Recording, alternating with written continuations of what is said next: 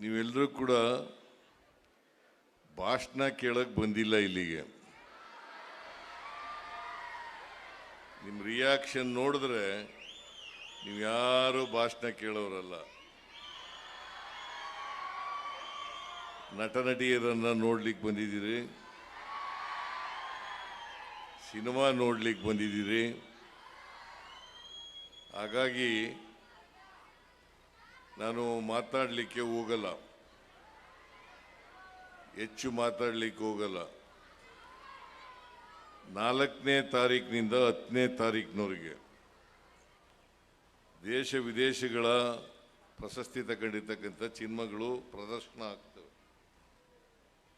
ನಿಮ್ಮೆಲ್ರಿಗೂ ಇದು ಒಂದು ಸುವರ್ಣಾವಕಾಶ. ಅಲ್ಲಿ ಹೋಗಿ ಸಿನಿಮಾ ನೋಡಬೇಕು ಅಂತೇಳಿ ನಿಮ್ಮಲ್ಲಿ ಮನವಿಯನ್ನು ಮಾಡಲಿಕ್ಕೆ ಬಯಸ್ತಾ ಇದ್ದೇನೆ. ನಿಮ್ಮ ಹಳೇ ಕಾಲದ ರಾಜ್ಕುಮಾರ್ ಅವರಿಂದ ಹಿಡಿದು ಇವತ್ತಿನವ್ರಿಗೆ ಇರ್ತಕ್ಕಂಥ ಎಲ್ಲ ನಟ ನಟಿಯರನ್ನು ನೋಡಲಿಕ್ಕೆ ಅವಕಾಶ ಸಿಗುತ್ತೆ. ನಂಬರ್ 1. ನಂಬರ್ 2, ಪ್ರತಿ ವರ್ಷದಂತೆ ಈ ವರ್ಷನೂ ಕೂಡ ದಸರಾ ಮಹೋತ್ಸವದ ಸಂದರ್ಭದಲ್ಲಿ ಸಿನಿಮೋತ್ಸವವನ್ನು ಆಚರಣೆ ಮಾಡ್ತಾ ಇದ್ದೀವಿ.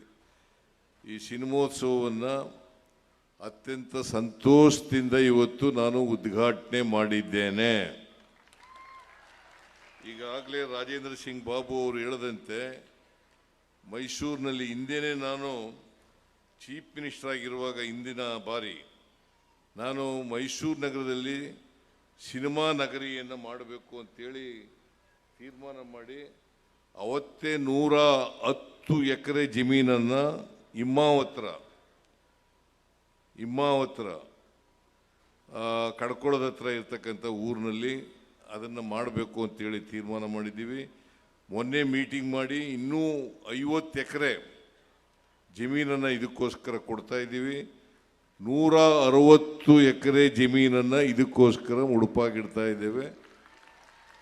ಒಂದು ಮಾದರಿಯಾದಂಥ ಸಿನಿಮಾ ನಗರಿಯನ್ನು ಮಾಡಬೇಕು ಅಂತಕ್ಕಂಥದ್ದು ಸರ್ಕಾರದ ಉದ್ದೇಶ, ಎಲ್ಲ ಚಿತ್ರರಂಗದಲ್ಲಿರ್ತಕ್ಕಂಥವ್ರು ಎಲ್ಲರ ಉದ್ದೇಶ. ಹಾಗಾಗಿ ಅದನ್ನು ಇನ್ನು 3 ವರ್ಷದೊಳಗಡೆ ಮಾಡಿ ಸಿನಿಮಾ ನಗರಿಯನ್ನು ಮಾಡಿ ಫಿಲ್ಮ್ ಸಿಟಿ ಅಂತ ಇಂಗ್ಲೀಷ್ನಲ್ಲಿ ಹೇಳ್ತಾರೆ, ಫಿಲ್ಮ್ ಸಿಟಿ ಅಂತ ಹೇಳ್ತಾರೆ, ಕನ್ನಡದಲ್ಲಿ ಸಿನಿಮಾ ನಗರಿ ಮಾಡ್ತಕ್ಕಂಥ ಕೆಲಸವನ್ನು ಮಾಡ್ತೇವೆ.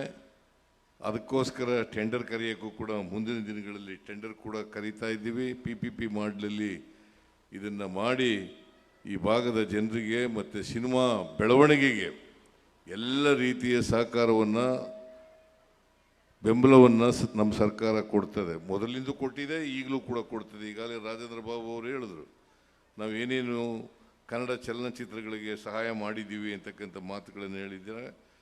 ಕನ್ನಡ ಚಲನಚಿತ್ರ ಬೆಳೀಬೇಕು, ಹೆಚ್ಚು ಜನಪ್ರಿಯ ಆಗಬೇಕು, ಹೆಚ್ಚೆಚ್ಚು ಸಿನಿಮಾಗಳು ಬರಬೇಕು. ಮತ್ತು ಜನ ಇವತ್ತು ಥಿಯೇಟ್ರ್ಗಳಿಗೆ ಹೋಗಿ ನೋಡೋದು ಕಡಿಮೆ ಆಗಿಬಿಟ್ಟದೆ.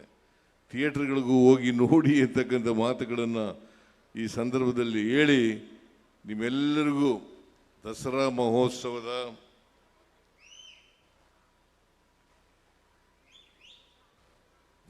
ಮಹೋತ್ಸವದ ಶುಭಾಶಯಗಳನ್ನು ಕೋರ್ತಾ ಇದ್ದೇನೆ.